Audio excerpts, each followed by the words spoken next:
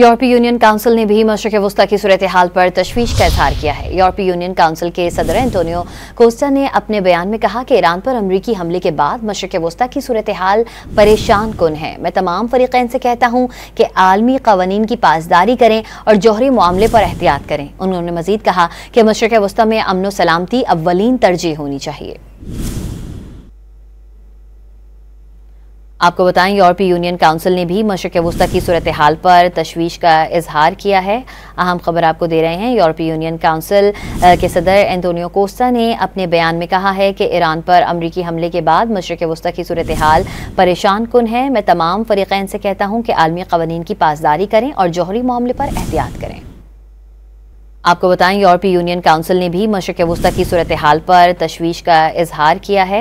अहम खबर आपको दे रहे हैं। यूरोपीय यूनियन काउंसिल के सदर एंटोनियो कोस्टा ने अपने बयान में कहा है कि ईरान पर अमरीकी हमले के बाद मशरिक़ वस्ता की सूरत हाल परेशान कुन है। मैं तमाम फरीक़ैन से कहता हूँ कि आलमी क़वानीन की पासदारी करें और जौहरी मामले पर एहतियात करें।